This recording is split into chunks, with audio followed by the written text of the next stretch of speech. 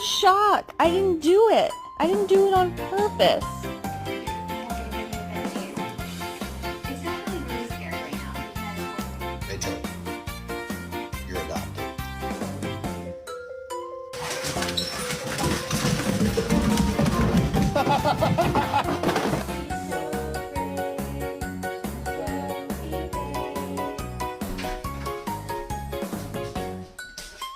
Jenny, go side.